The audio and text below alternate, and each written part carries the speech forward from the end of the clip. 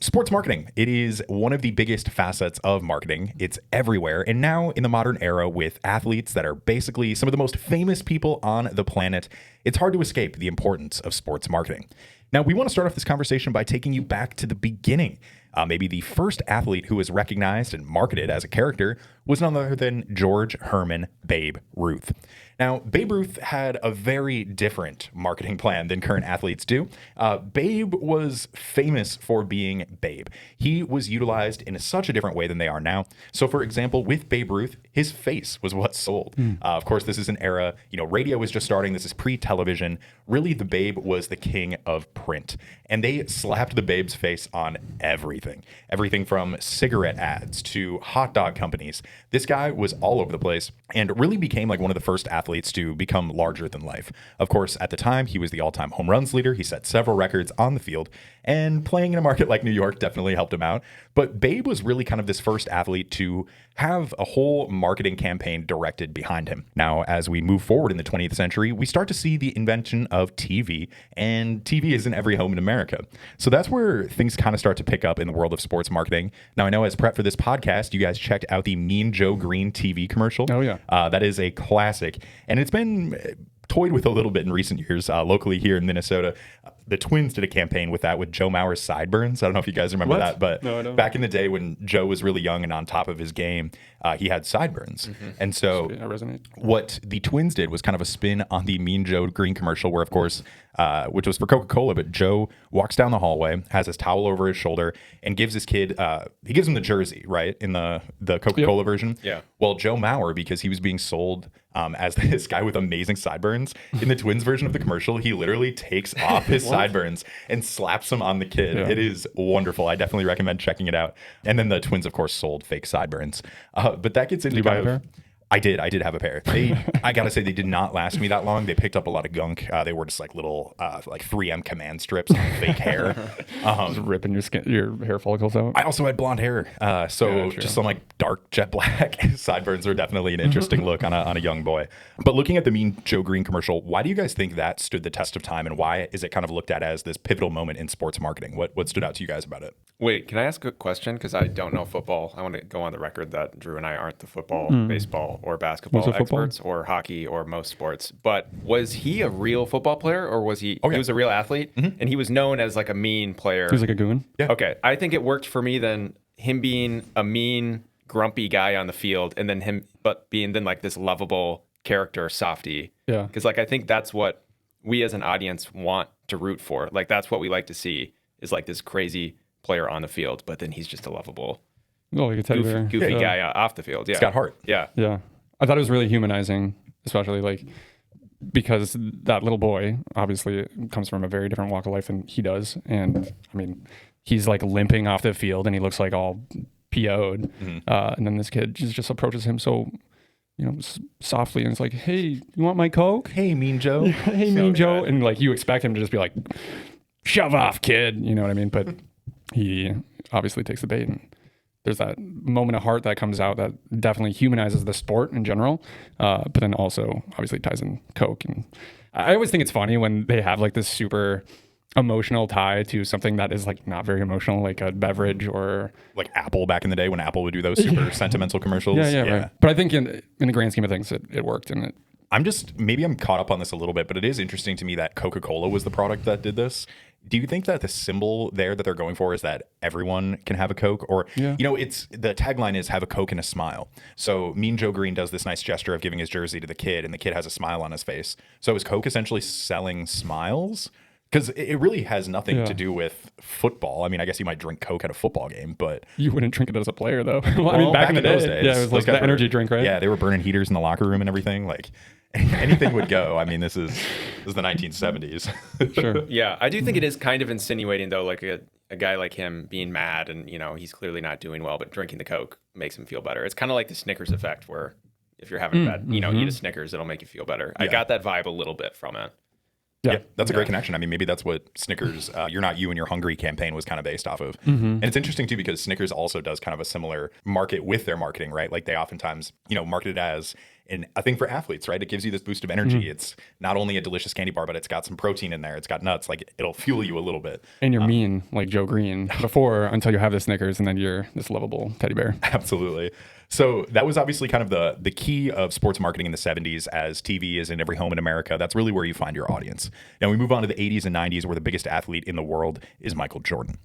Now, have you guys seen the movie Air by chance with Matt Damon? Actually, I have. I haven't. It was a good dad movie. It is a good dad movie, but I think that's really like one of the great movies about marketing. It's not even really about Michael Jordan. It's more so just about like, I think his name is Sonny, the Matt Damon character, kind of chasing his dream of signing Michael Jordan to Nike when they were kind of the underdog compared to like Adidas or Converse at the time. And Jordan is really kind of one of these first athletes to have his own signature shoe. And it goes far beyond just the shoe, right? The Jordan brand becomes established. Michael's silhouette is the logo. And that is like one of the most iconic logos, whether you're talking about sports, fashion, just like in the world. It's so interesting that like in this era post TV where, you know, the media is becoming a little bit more segmented in the 80s and 90s, more people have cable, more people have more options of things to watch. They gravitate towards this guy who is this larger than life athlete and his brand, and it skyrockets. So if you haven't seen the movie Air, definitely recommend checking that out. But it's really an interesting case study seeing the growth of Jordan as a brand and how relevant it is still today, even, you know, 30 years past Jordan's playing days. And then that kind of just takes us into the modern era. Now we are all living in 2026. Obviously, social media is at the forefront of marketing across the board. In what ways are you guys seeing athletes using social media and kind of these more modern media techniques to build their brand? And what do you kind of feel when seeing those sort of things out in the wild? Since athletes have access to social media, they have like a more direct access to their audience and fan base. Therefore, if a brand wants to work with that athlete, they like instantly also get access to like that huge following. And I think that's like a big difference now versus before. So I'm like thinking of like Travis Kelce, where if your Squarespace is going to do an ad with Travis Kelce, like they get a huge audience of his on social media because of his podcast and affiliation with Taylor Swift. And obviously he's also like a phenomenal football player. And, you know, I think that's a huge difference. You bring up an interesting point there where it doesn't necessarily have to be the me and Joe route where you have to sign this athlete to an endorsement deal and they have to film like a whole commercial. Of course, that still does exist, right? You can't watch an NFL Sunday without seeing a million State Farm commercials or, like you said, Squarespace. But that immediate access to their social media audience completely cuts out the middleman. And those brands get a huge audience that they otherwise would have to fork over a lot of money for. Yeah, and it just immediately directly goes with the athlete's social media platform. You know, you might see a little hashtag ad at the end of something, but still, it gets in front of a lot of eyes relatively quickly, which I think is an amazing tool for these guys to not only work with companies and leverage those, but also grow their brand as well. Yeah, which I feel like we see translate even outside of the athletes as influencers market. Like just social in general, I feel like can cut through so much of that, you know, excess costs and advertisement sort of labyrinth that you have to go through in order to get your brand out there, where social media is kind of a direct line to all of your audience members. Like everyone that you could possibly see as a buyer of your product or your services exists on social. I mean, like social is ubiquitous. Everyone is on it, essentially. And so having that initiative and your thought process being like, okay, well, what can I put out now that is going to share a smile on social, or, you know, make someone think differently about, you know, their whatever this product is solving. So it is really cool to see just that direct line come through.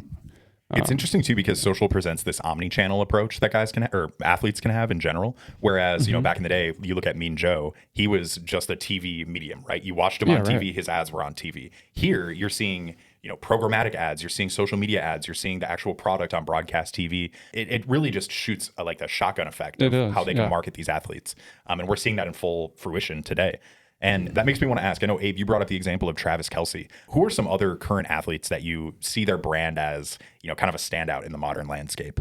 I think Anthony Edwards is one. I feel like he's like the perfect candidate for an athlete influencer because he's so quotable and so like zany and like gritty too, that, I mean, he just exudes confidence, right? And so all of the things that you hear him say on like a press interview, like people are just, you know, rewriting it and rephrasing it and commenting on it and reacting to it. And then it just like you said, it's a shotgun blast, but it's so exponential when you have somebody like that who has so much charisma at the front line of the media. And he's an interesting case too, where like he can kind of say so many different, like he doesn't like always get in trouble for some of the things he says, because like people obviously take him very seriously, but like they also like don't take him seriously. Do you understand what I'm trying to say? He's like always smiling. There's always like humor. He's a little bit of a silly goose. I don't know. He is a silly goose. Like he's a good time party Charlie boy, I feel like. So So he gets away. He's like kind of the pretty boy of the industry too, and beloved, even though he has some, off-color moments. Like those are kind of looked past because at the end of the day, he also embodies like camaraderie and like sportsmanship while also being the best at what he does, which is very rare. I feel like sometimes it's like ego takes the front seat, even though he has such a high ego. He also has all this. Like he's very passionate. He cares a lot about the Wolves, so like it's really that cool. shows, and he can back it up, obviously. And he can back it up. Yeah, so I feel like he's an excellent. I think Ant is an interesting one too, and maybe this is a bigger discussion about the NBA as a whole, but he has become a global superstar playing in a mid-sized market in America, right? True. Like Minneapolis, St. Paul is, like the 15th biggest media market.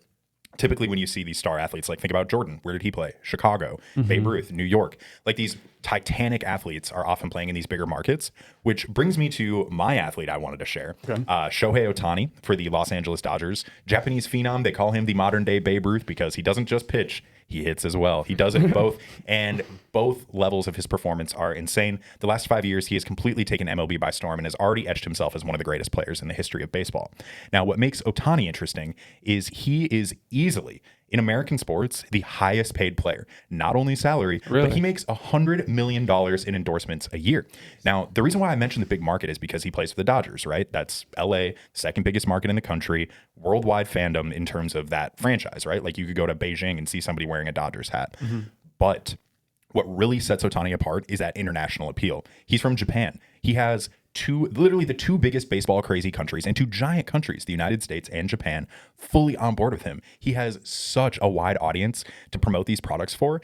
And the beauty about him too is that he is so like quiet and charismatic. Like he is, forgive me for, playing into stereotypes here. He is quite literally like a samurai in that he's very disciplined. He's very quiet. He's very methodical in what he does. And he proves it all out there on the field. And so he's a little bit stylistically different than a guy like Anthony Edwards, who's a little bit more charismatic and outspoken. Ohtani's more quiet. He likes hanging out with his wife and his dog. But when he's between the lines of a baseball field, he's a whole different animal. And so I think it's worth noting kind of the international appeal that some of these guys have. And of course, that's aided by social media too, right? Kind of the connectivity of the whole world. But, brands like New Balance, which is his shoe company, or not his shoe company, but his cleats are New Balance. Very well could be, right? It very well could be. I mean, with the payday he's getting, his contract is $750 million.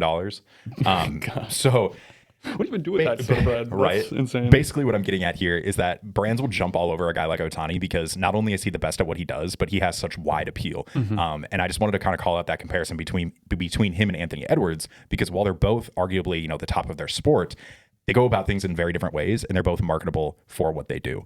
And this is just like hearsay, but I did have a friend who traveled to Japan last year, and they said that everywhere you go in Japan, Shohei Ohtani's face is there. What? He is, I don't even know what like sense. an American comparison would be. Like he is just so globally beloved, especially, in his home country, in the United States too. But yeah, just a fascinating guy. Really, you could talk endlessly about Shohei Ohtani.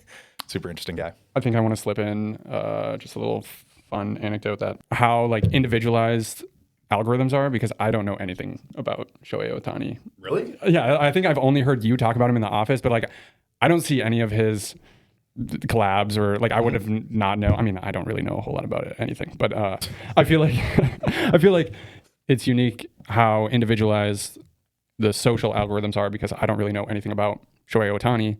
But say I started doing like research about him or like looking into him more on social, then I obviously would see a ton more. But just the fact that he's this worldwide known, renowned player, but I like don't know anything about him, goes to show just like how the algorithms are kind of geared towards our own interests. Yeah, that's an interesting point, because it doesn't take away from how famous and how great and how big of a deal he is. It's more so just that your feed is more so tailoring towards my own niche. Your own niche, which I know you wanted to share some anecdotes about skaters, and soccer players. So let us have it. Yeah. So the athlete that I chose to look into today was Tony Hawk. Obviously, we all know Tony Hawk. He is the face of skateboarding and forever will be. A forefather that really changed, I would say, that basically changed the pace and the trajectory of skateboarding as a sport. Not only because he was amazing at what he did and definitely a pioneer on like some of the tricks that he invented, even like, he was doing it from a very young age and took the world by storm, winning like every single competition that he was a part of, even at a very, very young age. But he also was a really, really good candidate for kind of leading the charge on what skateboarding was all about, because he had heart, he had charisma as well. But for the longest time, and still to this day, skateboarding kind of gets a bad rap, and kind of like there's a stigma around it that it's, you know, just a bunch of delinquents and misfits, you know, skating on government properties and ruining products, cigarettes and energy drinks. Yeah, exactly. Spray Right. paint. Yeah, spray painting, Flat stuff brim like that. hats, baggy pants. Limp Bizkit. Exactly, which is drip. I mean, that's cool. That is cool. But Tony Hawk kind of changed. It was a paradigm shift when Tony Hawk kind of became the face of skateboarding, because he stood for the good of skateboarding and like how it was therapeutic, how it like changed a lot of people's lives. It got people off the streets. And it's worth mentioning that he actually turned down a cigarette sponsorship, even though it would have been super lucrative for him. It probably would have led to this like cascading effect across of like, it would have essentially confirmed all these stigmas and been like, yeah, it is all about cigarette smoking and loitering and ruining property and stuff like that. It's interesting to use that example to think about like how many people wouldn't have gotten into skating if he had maybe done that cigarette ad. Like if your parents are maybe a little more on the strict or conservative side, like they see that and then they maybe don't want their kid to associate that. They don't want their kid to become a delinquent. Exactly. So yeah, I just really think it was cool how he changed the tides of skateboarding as a whole. Yeah. And as a young buck, I definitely took a liking to the whole skate industry and culture. Definitely bought the Tony Hawk Pro Skater games. He was kind of on the face of everything, and now he's like partnering up with Kellogg's. I feel like what you're trying to say, like he really broke down barriers with skating and like showed people truly what it could be and what it actually is for so many people, which is so special because like skating culture is there are like some amazing things about it and has some very strong communities in it. And you guys may not have an answer. I'm still trying to think, but can you think of any other athletes who had like a similar effect on their sport where they like broke down these barriers of like what people thought the sport was, and then they actually like opened all these doors where people were like, whoa, I didn't even know. I didn't know F1 could be like this, or I don't know. I can't think of Marty Supreme. A little bit though. Even though he's fictitious, I feel like he definitely broke down barriers because it's around table tennis, which is a very underground sport. I'm even thinking of like, again, Travis Kelce. I mean, he kind of did in a way, I feel like through Taylor Swift, open the door to like football, to like a whole different community of specifically women, which was kind of interesting. I mean, not in the same way I think as Tony Hawk, but like sort of adjacent. Yeah, I mean, their viewership definitely spiked in the years after that. That's a great example, yeah. The only one that's coming to mind for me isn't really what we're talking about. I was going to say Jackie Robinson, but he broke down barriers in a different way. Not really what we're talking about here. But I guess sort of. I mean, yes, it's just different. Same but different. Yeah. Another example could be like Steph Curry in the way that he changed the way the game of basketball is played, right? Like back in the day, it was all about the fundamentals, getting your good layups, good passes, kind of more of a simple version of basketball. But when he came out of the scene and shot threes better than anyone else in the world, that has become not only the way that the NBA has changed, like the game is played much more from beyond the arc, but also, you know, you think about Steph Curry as an athlete compared to like LeBron James. They're kind of like very closely knit because they played in the same era and were arguably the two best players of their era. LeBron is 6'8", 275. Steph Curry is like 6'3", kind of on the slimmer side, you know, very physically different. But because Steph Curry mastered his three-point shooting, he opened up the gate to a lot of people who maybe, you know, aren't the biggest, most physical people in basketball. Sharpshooters. Yeah, exactly. No, he opened up the gates for that. It's a different class. Yeah, exactly. And it's just a different style of game that I think is a little bit more achievable for a lot of people because, let's face it, most people aren't going to be born 7'2" like Rudy Gobert. So I think that could be a potential example there. Good one. I know you've talked a little bit about Travis Kelce, but is there any other athlete that you want to kind of shed some light on? I know you're a footy fanatic. Yeah. Is there any soccer players that you want to shed some light on? Yeah, this actually leads perfect because I wanted to talk about David Beckham. So obviously we have Michael Jordan, who he was, I feel like, the first athlete who was his brand, but he actually like sold products that was like the Jordan brand.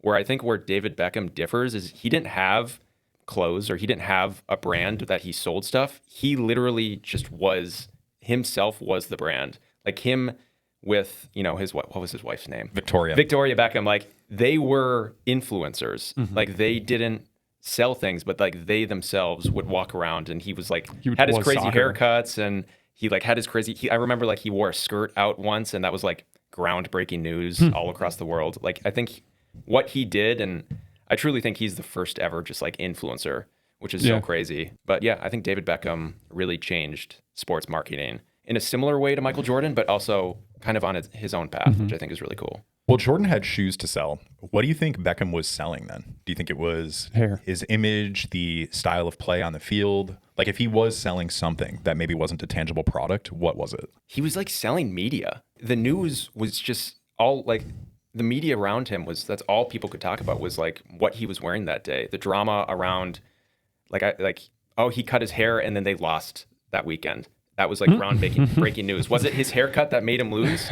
Like I remember he did a commercial with like Ronaldinho where they played gladiators, and he bulked up for the role because he had to have like a gladiator outfit on. So he bulked up, but then he played worse. So people blamed him bulking up for like the losses. So I think he himself was just news cycles after news cycle, and like that makes money because people buy, that was back when print media was bigger. So, I mean, people are buying those news stories, and I don't know, it's crazy. It's interesting. I think part of his cultural relevance too is sort of the term "bend it like Beckham." Obviously that became a movie. I honestly don't have any memories of watching David Beckham play. I'm familiar with him, but I feel like even if I had never seen him play, I've still heard the term "bend it like Beckham" and know what that means. So it's almost like this trickle down effect that he's had on culture that still is relevant today, even if he didn't have like a line of shoes like a Jordan. Similar to the Steph Curry example, I feel like he did kind of change the play style of soccer in general, and he was one of the first to bend the ball on a free kick and score like that, which was just like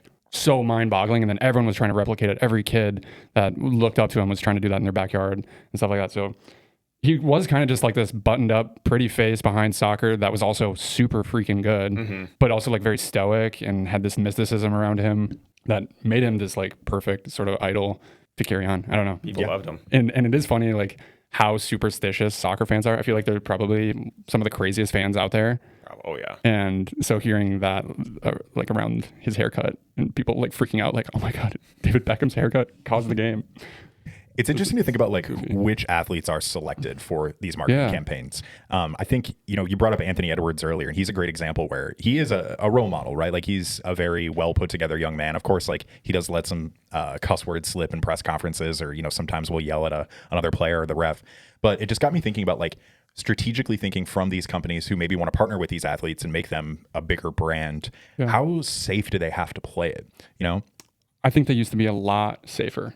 So like, for instance, going back to the Tony Hawk example, he was definitely safe. He was like, it was almost whitewashed because skateboarding was honestly like minority based or dominated. And nowadays, like you see a lot, I don't know, more authentic picks, more of that gritty nature, more of the like teetering on that delinquent side because it is kind of authentic to the core of this sport, I suppose. So you see like less safe bets, which I think is actually more authentic, which people then gravitate towards because at the end of the day, they're picking these people based off the audience that's already sort of gravitating towards them. Mm-hmm. So I feel like Anthony Edwards as well is kind of like one of those less safe picks, but it's also like charming in a way. He can appeal to virtually everybody, which is very rare. Right. But he also appeals to like the street ball players and like the ones that have the same sort of confidence levels as he does. Well, yeah, I think a lot of it too is people thinking about, where they see themselves in these athletes, right? Like you might admire Ant's tenacity and you might think that you can bring that to the table of day-to-day life.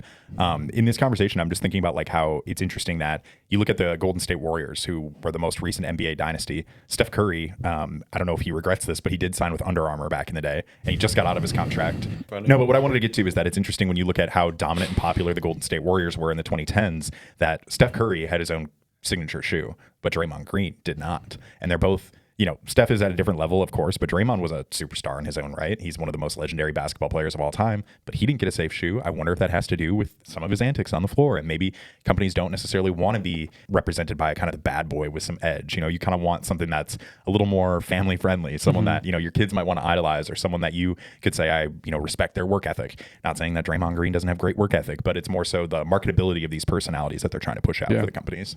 So I think this kind of takes us to an interesting point where we can kind of tie this into Sports Legends USA, sportslegendsusa.com, a partner with SKOL Marketing.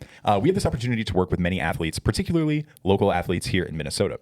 Now, the thing that makes Sports Legends USA interesting is that we are oftentimes focusing on older athletes who maybe have a little bit of a disconnect with their fans as they played in the 60s, 70s. I'm talking about Vikings legends like Paul Krause, Carl Eller, Chuck Foreman, guys who your parents and grandparents might know, they watched and loved. But the reality is these guys were not playing in a time where salaries were super high, social media wasn't around. Like there's just a lot that has changed in the sports world since then.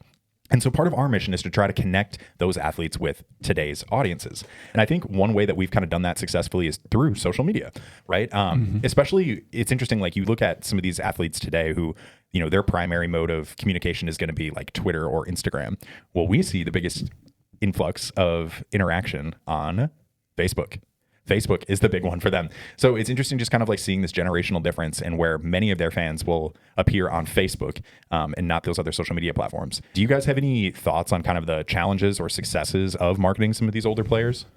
They mean so much, these smaller communities. I feel like that's why it still works, is like nostalgia and just their connection to the community, specifically here in Minnesota, which surprised me. Like this was a new business area for me, and I was very surprised at how much they mean to the communities in Minnesota and how prevalent they are and how much it means to people when they show up to events and things like that. Yeah, it's one thing to see social media engagement on guys who have big names, but it's another to see kind of the events that come together. How many people show up and want a chance to meet these guys, to shake hands with their childhood idols. I think it's a really interesting thing and kind of a beautiful thing as well, because the state of Minnesota rallies around the Vikings, right? The Vikings are king in this market, and seeing kind of that connection through generations is really a beautiful thing, and kind of, I don't know, gives you a sense of like validation that you're not wasting your Sundays watching the Vikings. You're building memories. You're making these connections with people that you might meet at a tailgate, or, you know, getting an opportunity to just soak in the greatness of athletes before their time on the field is over, I think is kind of at the core there. I think it also goes to show the staying power of some of these iconic athletes. Like,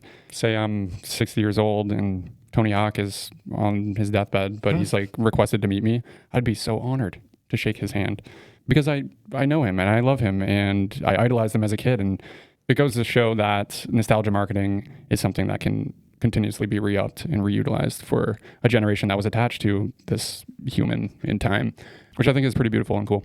Do you guys think that if Michael Jordan was a player now and he released his brand, do you think it would be more successful now with like social media and everything? Or do you think it was so big because it was like the first one to do it? I think it's the latter for sure, because now it seems like, you know, there's probably a dozen players in the NBA who have a signature shoe. Like, it's so diluted. And you could also kind of look at the cause and effect that maybe because of Jordan, it's so oversaturated like that. But to me, I think the uniqueness of Jordan was that he was doing it at a time where no one else was, right? Everyone, you look at NBA footage from like the 70s and 80s, everyone's wearing Chuck Taylors, right? Yeah, and he was really the first guy to take a bet on himself and on Nike. I don't necessarily think he would have the same staying power, because at the time it was such a noble pursuit and a new pursuit. And also, it kind of goes back to Drew's point about algorithms, where everything is kind of like fed to you as an individual. Well, back then it was not like that. And so you would see Jordan on TV, you'd see him in the stores. Jordan is your guy. Now, with the expansion of the NBA and so many other players having these dynamic personalities, there's just more options out there. Yeah. And therefore, I don't think the Jordan brand would really take off like it did in the 80s today. I also think there was more revealed about him as a human, which over time, I don't know, I think there's some marks on his report card. Yeah, I mean, that's true. There's also Tiger Woods, who has a huge brand as well. True. And he actually, I believe, left Nike after a while and has his own brand now called Sunday Red, because of course, like back in the day, that was his signature, right? Like on Sundays, he'd wear the red Nike polo. So I think that's an important part to bring up, Drew, that, you know, back in the day, he was maybe a little bit more marketable. And obviously, as time has gone on, he's been revealed to maybe have some issues off the court or, you know, kind of like legal battles. But it's interesting to kind of see that evolution compared to Tiger Woods, right? Because Tiger Woods, that man ain't no saint either. And he still managed to have this huge brand. I mean, they have power, man. They have so much power. They really do. It's just wild, yeah. No one man should have all that power. Can I ask one more question? Sure. Ask it. Yeah. Are there any products that you bought personally because of the spokesperson or athlete behind them? For me, absolutely. When I was playing baseball growing up, I loved playing the field. So I never really cared too much about what bat I was using or what batting gloves or what brand my sneakers were too much. But what I really cared about was my glove. That was my pride and joy. And in the late 2000s and early 2010s, there was a player on the Boston Red Sox, Dustin Pedroia. He had his own exclusive infielder's glove with the company Wilson. And I bought that and I never looked back. Dustin Pedroia was an interesting character. He had maybe a 5 to 7 year run with the Boston Red Sox where he was like legitimate. He won an MVP. Like, he had some really good years. Not as big of a personality as some of the guys that we've mentioned earlier, but I really enjoyed the product, and I like that it had his name on it, because he himself would probably describe himself as like a dirt bag, not in the sense of like a scummy guy, but literally he played the infield in baseball, so he was around dirt all the time. And I just loved kind of the design of the glove, the color of it, the natural brown leather tone of it. And I really just kind of like tried to embody that spirit when I wore that glove. So shout out Dustin Pedroia. They made a great glove with Wilson. You guys were just talking about Ronaldo and Messi sneakers. Yeah. I know. I didn't ever buy their specific cleats, but I did buy cleats that I saw players wear. Where if I saw Fernando Torres wearing a pair of cleats that I liked, I'm like, oh, I want to wear the cleats that he's wearing. I also really wanted to, I remember when David Beckham shaved his head, and I was in elementary school, I also really wanted to shave my head to be like him. which I'm not buying anything, but I am shaving my head for him. You're buying the look. I'm buying the look. into It that. was a lifestyle purchase. Yeah. Going back to the skateboarding industry, I purchased this really cool skateboard deck from Eric Winkowski, which I think is really cool because skaters, when they go pro, they have so much say in the graphic design and look and aesthetic of their pro decks and just like everything that they put out, which I feel like you don't really see in a lot of industries, especially like the really corporate ones. So I remember like looking at that deck and I was like, oh my God, first of all, now he's my new favorite skater. And now I'm going to ride his deck and be just like him. And then I skate in his style too. It's pretty cool. You know what else is interesting is that so many of the most prominent athletes, particularly in North America, are players in team sports. And even though they play on a team sport, whether it be football, basketball, baseball, they're marketed as an individual, which is very interesting because on the field of battle, on the field or the court, they're not an individual. They're a part of a team. Observation. So it's interesting that, like, you know, when a new baseball cleat comes out, it's not necessarily the Dodgers that are advertising it. It's Shohei Ohtani's wearing it. It's just kind of a really interesting thought that, like, you know, even though these are team sports and success is measured on the success of your team, it's individuals who are kind of the spokesperson and the heartbeat behind these branding decisions. The amount of times I see it's Anthony Edwards and the Wolves versus just the Timberwolves, but it's like always the top guy, Yeah. top Top his dog. team, Top top dog. dog, top wolf, alpha wolf. Yeah. Yeah. Do you think it would be cheapened or like feel too diluted if everyone on the Dodgers or everyone on the Timberwolves were wearing the same pair? Like, would it have more of an effect and impact? Maybe it's specific to like where they are in the season. Maybe like if they had a playoff shoe, Yeah. that could blow up. But I don't know. There's something intangible and like, I don't know how to even articulate it, but just like having an individual have their own brand, because then you kind of imprint on that Yeah. player and you're like, okay, I want to be just like them. And don't necessarily want to be like the entire team. I want to be like that person. I want their shoe. And that's kind of an interesting point too, that like individuals want to be seen as individuals, but a part of a collective. So when you have something like a sneaker, that is going to be branded as an individual because they might like a certain colorway and they stand out on the court wearing that. But then there's also the other side of every professional sports team is connected with more like local brands, where a local plumbing company is the official plumber of the Minnesota Twins, or Tailgate Spices is the official spice of the Minnesota Vikings, right? So it's like they're kind of framed in different ways in that respect. Yeah, cool.